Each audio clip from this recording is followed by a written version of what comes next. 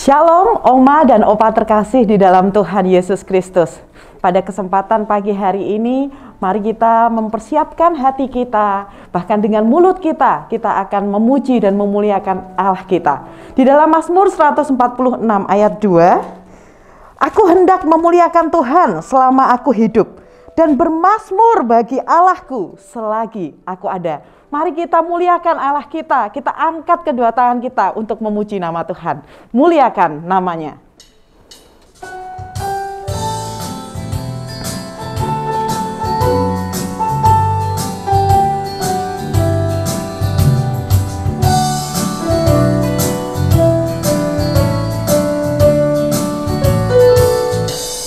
Muliakan namanya dan angkat tanganmu kepadanya.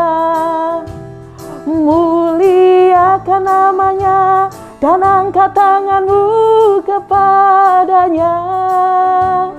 Muliakan namanya dan angkat tanganmu kepada Kristus.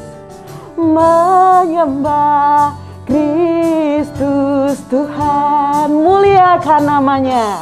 Muliakan namanya dan angkat tanganmu kepadanya. Muliakan namanya dan angkat tanganmu kepadanya. Muliakan namanya dan angkat tanganmu kepada Kristus. Menyembah Kristus Tuhan. Menyembah Kristus Tuhan. Mari kita berdoa.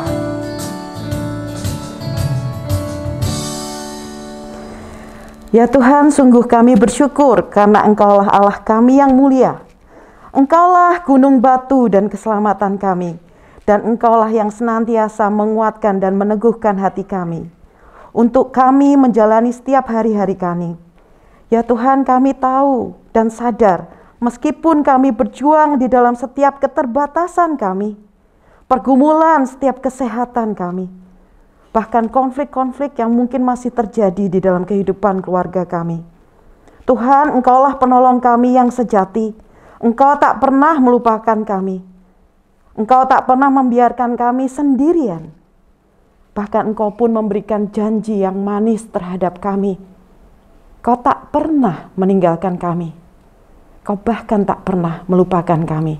Ya Tuhan, inilah kami. Siapkan hati kami untuk setiap firman yang akan disampaikan oleh Pak Andrew, kiranya dapat bertumbuh dan menjadi rema dan menjadi suluh bagi langkah hidup kami. Di dalam-Mu kami serahkan ibadah kami pada pagi hari ini. Haleluya, amin. Mari kita pujikan bersama-sama bahwa memang Tuhan tidak pernah melupakan kita. Karena Dia berjanji bahwa janjinya itu manis buat kita semua. Janji yang manis.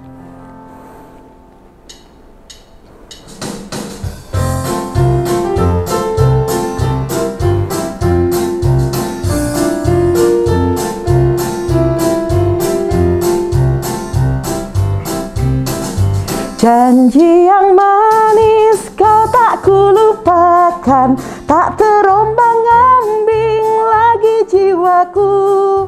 Walau lembah hidupku penuh awan, nantikan cerahlah langit di atasku.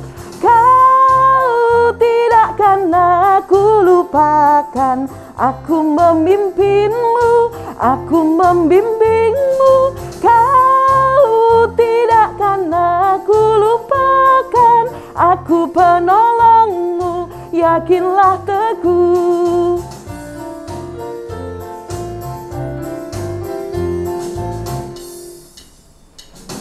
Yakinkan janji kau tak kulupakan, dengan sukacita aku jalan terus. Dunia dan kawan tiada ku harapkan, satu yang setia, Yesus penebus. Kau Tidakkan aku lupakan, aku memimpinmu, aku membimbingmu.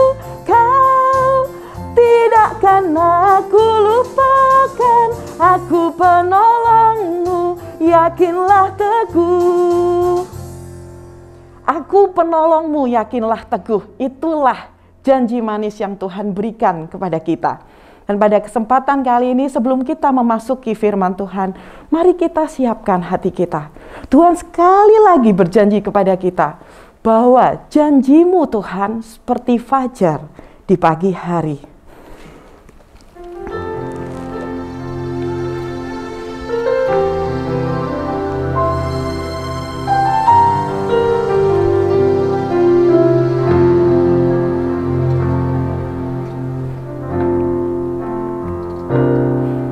Ketika ku hadapi kehidupan ini, jalan mana yang harus ku pilih? Ku tahu ku tak mampu, ku tahu ku tak sanggup. Hanya Kau Tuhan tempat jawabanku. Aku pun tahu ku tak pernah sendiri, sebab Engkau Allah yang menggendongku. Tanganmu membelaiku, cintamu memuaskanku. Kau mengangkatku ke tempat yang tinggi. Janjimu seperti fajar pagi hari, yang tiada pernah terlambat bersinar. Cintamu seperti sungai yang mengalir, dan ku tahu betapa dalam kasih-Mu.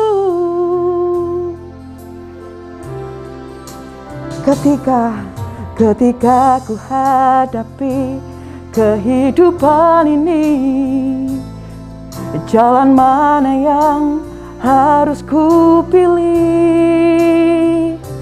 Ku tahu ku tak mampu, ku tahu ku tak sanggup, karena Kau Tuhan tempat jawabanku. Aku pun tahu ku tak pernah sendiri, sebab Engkau Allah yang menggendongku. Tanganmu membelaiku, cintamu memuaskanku. Kau mengangkatku ke tempat yang tinggi. Janjimu seperti fajar pagi hari, yang tiada pernah terlambat bersinar. Cintamu seperti sungai yang mengalir, dan ku tahu betapa dalam kasih-Mu. Janjimu seperti fajar pagi hari, yang tiada pernah terlambat bersinar. Cintamu seperti sungai yang mengalir, dan ku tahu betapa dalam kasih-Mu.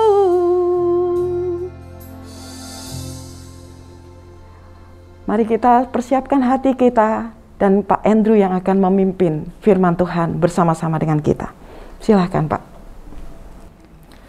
Mari Bapak Ibu saudara sekalian, kita sama-sama sebelum merenungkan firman Tuhan kita mau berdoa. Mari kita berdoa. Ya Tuhan Allah Bapa kami di surga, kami sungguh mengucap syukur meskipun di dalam pertemuan secara online ini Engkau masih memperkenankan kami untuk membaca merenungkan firman-Mu. Tuhan, kiranya Engkau memberkati, kiranya Engkau memberikan kami semangat, kekuatan untuk menapaki kehidupan ini. Dan kiranya firman-Mu pada hari ini dapat menyapa dan memberikan kami kekuatan untuk terus menghadapi hidup ini. Terima kasih Tuhan. Hanya di dalam nama-Mu kami berdoa dan mengucap syukur. Amin. Bapak Ibu, kita akan sama-sama merenungkan satu bagian dari perikop dari Yohanes pasal yang kelima. Yohanes pasal yang kelima ayat yang pertama sampai yang ke-18. Yohanes pasal yang kelima ayat yang pertama sampai yang ke-18. Kita akan sama-sama membacanya, Bapak Ibu. Sesudah itu ada hari raya orang Yahudi, dan Yesus berangkat ke Yerusalem. Di Yerusalem, dekat pintu gerbang domba, ada sebuah kolam yang dalam bahasa Ibrani disebut Betesda. Ada 5 serambinya, dan di serambi-serambi itu berbaring sejumlah besar orang sakit, orang-orang buta, orang-orang timpang, dan orang-orang lumpuh yang menantikan goncangan air kolam itu. Sebab sewaktu-waktu turun malaikat Tuhan ke kolam itu dan menggoncangkan air itu. Barang siapa yang terdahulu masuk ke dalamnya, sesudah goncangan air itu, menjadi sembuh apapun juga penyakitnya. Di situ ada seorang yang sudah 38 tahun lamanya sakit. Ketika Yesus melihat orang itu berbaring di situ, dan karena ia tahu bahwa ia telah lama dalam keadaan itu, berkatalah ia kepadanya, "Maukah engkau sembuh?" Jawab orang sakit itu kepadanya, "Tuhan, tidak ada orang yang menurunkan aku ke dalam kolam itu apabila airnya mulai goncang. Dan sementara aku menuju ke kolam itu, orang lain sudah turun mendahului aku." Kata Yesus kepadanya, "Bangunlah, angkatlah tilammu, dan berjalanlah." Dan pada saat itu juga sembuhlah orang itu. Lalu ia mengangkat tilamnya dan berjalan. Tetapi hari itu hari Sabat. Karena itu orang-orang Yahudi berkata kepada orang yang baru sembuh itu, "Hari ini hari Sabat, dan tidak boleh engkau memikul tilammu." Akan tetapi, ia menjawab mereka, "Orang yang telah menyembuhkan aku, dia yang mengatakan kepadaku, angkatlah tilammu dan berjalanlah." Mereka bertanya kepadanya, "Siapakah orang itu yang berkata kepadamu, angkatlah tilammu dan berjalanlah?" Tetapi orang yang baru sembuh itu tidak tahu siapa orang itu, sebab Yesus telah menghilang ke tengah-tengah orang banyak di tempat itu. Kemudian Yesus bertemu dengan dia dalam bait Allah, lalu berkata kepadanya, "Engkau telah sembuh, jangan berbuat dosa lagi, supaya padamu jangan terjadi yang lebih buruk." Orang itu keluar, lalu menceritakan kepada orang-orang Yahudi bahwa Yesuslah yang telah menyembuhkan dia. Dan karena itu orang-orang Yahudi berusaha menganiaya Yesus, karena ia melakukan hal-hal itu pada hari Sabat. Tetapi ia berkata kepada mereka, "Bapakku bekerja sampai sekarang, maka aku pun bekerja juga." Sebab itu, orang-orang Yahudi lebih berusaha lagi untuk membunuhnya, bukan saja karena ia meniadakan hari Sabat, tetapi juga karena ia mengatakan bahwa Allah adalah Bapaknya sendiri, dan dengan demikian menyamakan dirinya dengan Allah. Sedemikian jauh pembacaan firman Tuhan pada hari ini. Bapak Ibu di antara kita pasti sudah familiar dengan istilah isoman, isolasi mandiri. Di masa pandemi yang sudah anniversary 2 tahun ini, Bapak Ibu, isoman itu menjadi salah satu upaya untuk mencegah penularan COVID-19. Bagi mereka yang pernah menjalaninya, tentu ini bukan hal yang mudah. Kalau cuma 1-2 hari, ya masih bisalah untuk diusahakan. Kita bisa pasang mungkin program-program tertentu yang menghibur kita. Mungkin kita bisa mengatur beberapa makanan, menyediakan beberapa makanan. Dan mungkin itu menjadi sesuatu yang suasana yang berbeda aja. Tetapi kalau itu terjadi selama 1 minggu, ini bukan sesuatu yang mudah, Bapak Ibu. Kesendirian menjadi tantangan tersulit pada saat isoman. Dan sayangnya kesendirian bukan saja dirasakan oleh orang-orang yang sedang isoman, tapi bisa saja ini melanda kepada setiap kita. Ada orang yang berkumpul dengan orang-orang banyak, tetapi dia merasakan satu kekosongan, satu kesendirian, kesepian. Atau ada kegelisahan yang mungkin kita tidak bisa share kepada orang lain, kita bisa ceritakan kepada orang lain. Kegelisahan yang menyakitkan. Dan kalaupun kita bisa cerita, orang itu tidak bisa menolong kita sendiri. Dan memang ada situasi tertentu yang memaksa kita, yang memang tidak ada seorang pun yang bisa menolong.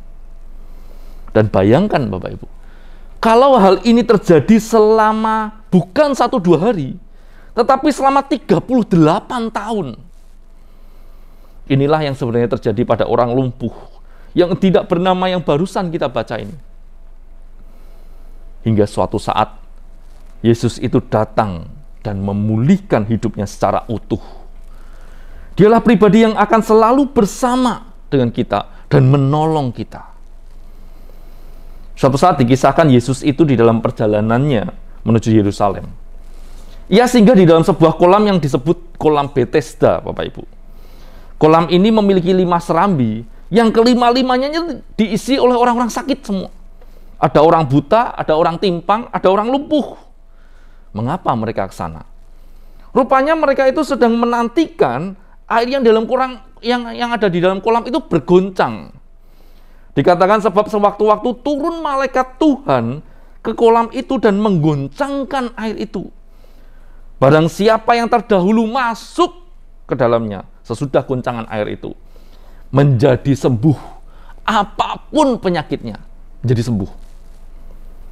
Masalahnya adalah hanya 1 orang yang bisa sembuh, dikatakan yang terdahulu. Artinya dari sekian banyak orang yang ngantri, yang ngumpul pada saat itu, semua itu berebut menjadi juara 1 sampai ke dalam kolam itu. Masalahnya yang kedua adalah tidak ada yang tahu kapan kolam itu bergoncang. Bisa sewaktu-waktu. Artinya mereka perlu waspada, mereka perlu melihat, mulai bergoncang nih, ayo kita berebut. Dan masalah yang ketiga adalah ini semua adalah orang yang lemah tubuh, yang membutuhkan bantuan orang lain. Yang buta nggak tahu lokasi kolamnya ada di mana. Yang pincang akan susah ketika ia harus berjalan sendirian. Apalagi yang lumpuh. Semuanya memiliki kekurangan. Dan mereka semua terus berebut untuk menjadi orang yang pertama nyemplung ke kolam itu. Dan di antara semua orang yang sakit, ada 1 orang lumpuh yang menderita selama 38 tahun. Selama itu ia di sana hanya bisa menatap 1 demi 1 orang disembuhkan. Ia hanya bisa melihat orang lain bahagia dan sambil berharap kesembuhan itu terjadi padanya. Sayang itu tidak kunjung terjadi. Mungkin harapannya sudah pupus. Tapi mau bagaimana? Jangankan pergi dari kolam itu, meninggalkan harapan itu, bahkan untuk nyemplung aja tidak ada yang bantu. Dia tidak bisa. Hingga kemudian Yesus datang. Yesus melihat orang itu. Yesus bukan hanya melihat dia di antara banyak orang lain, tapi melihat ke dalam kesengsaraannya, kesendiriannya, kelemahannya. Sejak semula, orang yang sakit itu tidak pernah ada orang lain yang bersedia menolongnya. Tidak ada seorang pun dari pasien-pasien lain yang bersedia mendahulukan dia. Ia yang tidak berdaya selama bertahun-tahun karena sakit penyakit yang tidak kunjung disembuhkan. Ia yang mencari adanya mujizat tetapi menemukan kesia-siaan. Ia yang bahkan tidak memiliki siapapun untuk menolong dia. Dan kepada orang inilah Yesus datang dengan pertanyaan, suatu pertanyaan yang penuh kuasa dan janji. Maukah engkau sembuh? Yesus kemudian berkata, bangkit dan angkatlah tilammu. Dan tidak disengaja dan tidak disangka-sangka, orang lumpuh ini sembuh dari penyakit yang dideritanya selama 38 tahun. Bahagia. dan tidak menyangka hal itu terjadi dalam kehidupannya. Menariknya, Bapak Ibu, Yohanes mencatat hari itu adalah hari Sabat. Sehingga pada saat itu orang Yahudi pada saat itu melihat kegiatan apa yang dilakukan oleh orang ini. Dia mengangkat tilam. Kemudian orang-orang Yahudi ini berkata, hari ini hari Sabat. Engkau tidak boleh mengangkat tilammu. Menariknya, orang yang baru disembuhkan ini justru menjawab, orang yang telah menyembuhkan aku, dia yang mengatakan kepadaku, angkatlah tilammu dan berjalanlah. Perhatikan Bapak Ibu. Awalnya orang-orang Yahudi tidak bertanya, siapa yang menyuruh kamu mengangkat tilam? Enggak. Pertanyaan itu muncul karena orang yang baru disembuhkan ini berkata ada orang yang menyuruhnya. Hal ini menyingkapkan sebenarnya bahwa orang ini bukan sekedar lemah tubuh, tetapi juga lemah iman. Bukannya bersyukur karena dibebaskan dari penyakit selama 38 tahun, tetapi memancing kerusuhan dan menghadapkannya kepada Yesus. Orang lumpuh ini tidak tahu siapa Yesus. Oleh sebab itu ketika ia dikonfrontasi, ketika ia berhadapan dengan orang-orang Yahudi, ia justru menjawab, orang yang telah menyembuhkan aku, dia yang menyuruh aku. Artinya kalau aku disalahkan karena aku mengangkat tilam pada hari Sabat, berarti dia harus disalahkan dong. Kan dia yang nyuruh. Orang ini bukan sekedar lemah tubuh, tetapi juga lemah iman. Dan Yesus tidak tinggal diam akan hal ini. Apa yang ia lakukan? Dia adalah pribadi yang selalu bersama dan menolong kita secara utuh.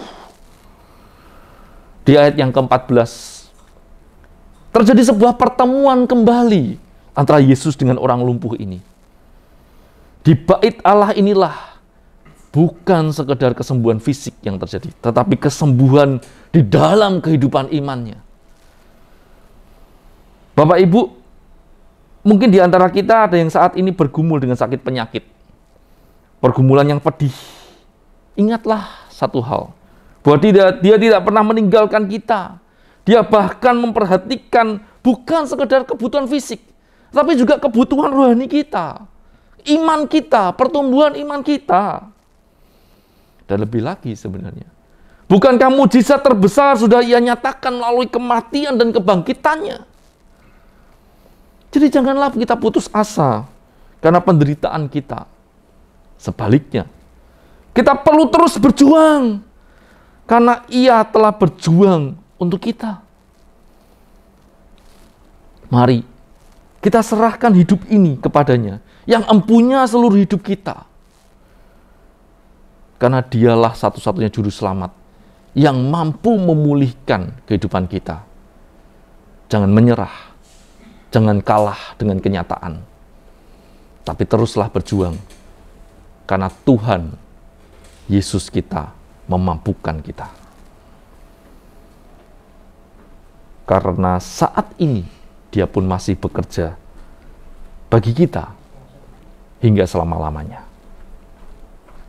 Amin. Mari kita berdoa.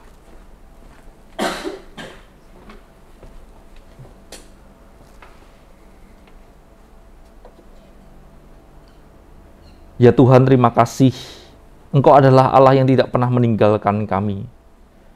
Meskipun tubuh kami lemah, bahkan mungkin iman kami lemah, tapi Engkau tidak pernah meninggalkan kami. Engkau selalu bersama-sama dengan kami. Engkau terus memulihkan, mengupayakan hal yang terbaik bagi kami. Terima kasih Tuhan, untuk kesetiaan-Mu, untuk apa yang sudah Engkau lakukan bagi kehidupan kami. Tuhan, mungkin di antara kami ada yang saat ini sedang bergumul dengan berbagai penderitaan. Secara khusus mungkin tubuh kami yang mungkin mulai lama mulai melemah. Tuhan, kiranya Engkau boleh menguatkan, kiranya Engkau boleh memulihkan tubuh kami ini. Sehingga kami boleh kembali bersemangat, memiliki kekuatan, memiliki daya. Sehingga kami dapat kembali melayani Engkau dengan lebih maksimal lagi. Tuhan, kami juga melihat di dalam situasi pandemi yang belum kunjung usai, kami sungguh merindukan suatu saat nanti kami dapat kembali bertemu secara onsite. Engkau boleh memulihkan virus-virus yang saat ini masih ada di Indonesia ini. Tuhan, tolong, kami sungguh merindukan ketika kami boleh bersama-sama dengan sesama anggota tubuh Kristus, bercerita, saling mendukung, saling menguatkan. Tuhan, tolonglah, inilah kerinduan kami. Kiranya Engkau boleh memampukan kehidupan kami di dalam kami menapaki setiap tantangan-tantangan Tuhan. Tuhan, kami juga menyerahkan untuk mungkin tim nakes yang saat ini terus bekerja bagi keselamatan kami, bahkan keselamatan orang-orang lain yang sedang dirawat. Tuhan, kiranya Engkau terus beserta dengan mereka. Engkau berkati keluarganya, Engkau berkati setiap kesetiaan mereka ketika mereka harus merawat satu persatu. Berikan mereka hikmat, untuk mereka pun juga dapat memberikan obat-obatan yang baik, makanan yang baik kepada setiap orang-orang yang saat ini sedang isolasi mandiri. Tuhan, kami juga menyerahkan untuk bangsa dan negara kami. Di tengah-tengah kondisi pandemi ini, pasti ada ekonomi yang saat ini perlu dipulihkan. Dan bahkan mungkin ada permasalahan lain yang muncul. Tuhan, berkati untuk setiap pemerintah yang berwenang, yang memikirkan, yang berupaya yang terbaik. Kiranya Engkau berikan mereka hikmat dan juga kesehatan, supaya apa yang mereka rencanakan ini, semuanya itu dapat dipertanggungjawabkan kepada rakyat Indonesia. Kami menyerahkan setiap doa-doa syafaat ini ke dalam tangan-Mu. Kiranya Engkau sendiri yang boleh mengabulkannya sesuai dengan kehendak-Mu dan sesuai dengan waktu-Mu yang tepat. Terima kasih Tuhan, terima kasih. Dan pada akhirnya kami memohonkan berkat daripada-Mu, supaya Engkau terus bernaung di dalam tubuh kami, bahkan di dalam jiwa kami.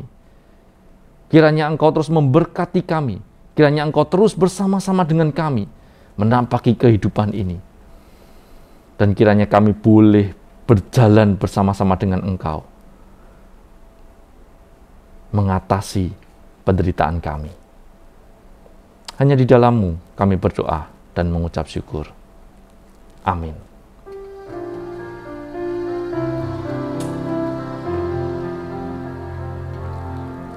Bapa, terima kasih.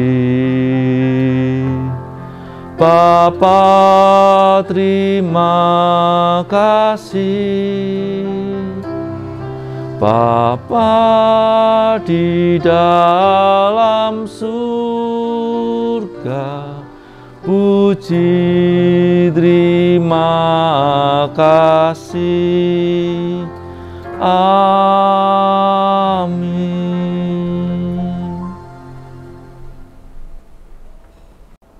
Ya, Oma Opa yang terkasih, terima kasih karena telah bersama-sama mengikuti ibadah Komisi Usia Lanjut pada pagi hari ini. Mari kita bersama-sama untuk bisa meluangkan waktu kembali, bersama-sama berkumpul dengan teman-teman lewat online ini di acara berikutnya, yaitu Sabtu 9 April yang akan datang. Terima kasih Oma Opa, selamat beraktivitas, Tuhan Yesus memberkati kita semua.